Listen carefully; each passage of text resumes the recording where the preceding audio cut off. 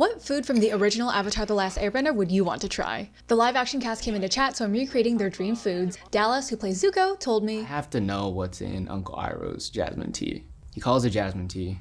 Do we know if it's just Jasmine Tea? For the purposes of this video, I'm just using Jasmine Tea flowers. But if you ever get the chance to ask Iroh for the recipe, Dallas, let me know. Lizzy, who plays Azula, said she remembers mentioning of fire flakes. In my mind, I'm like picturing like frosted flakes with like chili flakes on them. I followed the Avatar official cookbook for this one, and boy do I wish it was as simple as making a cereal spicy. You start by making a spicy shrimp broth to actually cook some small pearl tapioca in. Once the pearls are clear, you lay it out on a baking sheet to dehydrate in the oven for 6 to 8 hours until it's thin and can crack. Then you deep fry those tapioca wafers and they sizzle into these crispy puffs that you season with gochugaru and togarashi. This was a full 12-hour process, but that crunch was insane. If you could only eat one Asian dish for the rest of your life, what would it be? For Sandra, it's which is Mung pancake.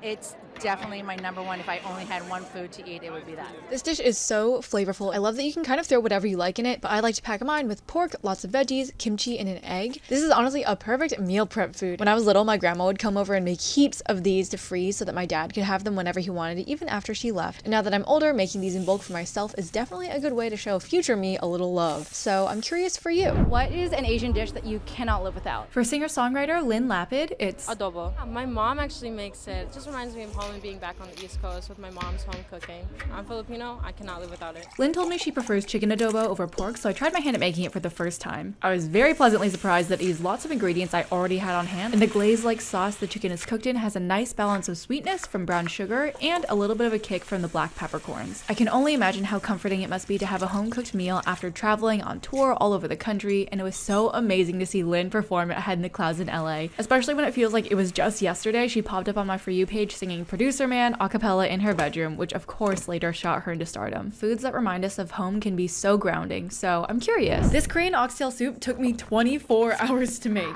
It's only 4 ingredients, but the flavor is so rich and comforting. I can definitely see why it's one of Korean artist and Won Soju owner Jay Park's favorites, better known as 곰탕, beef broth soup. It's traditionally just made by boiling oxtails and garlic, but do y'all know how expensive oxtails are these days? So my friend suggested making the broth richer by adding in other cuts of beef and bones if you're on a budget. You have to soak, blanch, scrub, then boil the hell out of your beef to get all the flavor out. And similar to Jay, I really don't think I appreciated the soup fully until getting older. Now that I'm getting to be an ajushi age, I'm appreciating, nature, the air, stew. I'm enjoying it how I think Jay Park would too, with just rice and kaktugi. And maybe even a little taste of some soju. It's so good, I definitely see why. What's one dish you can't live without? For Never Have I Ever star Maitreyi Ramakrishnan, it's Parippu, which is like Tamil lentils. It's my favorite curry.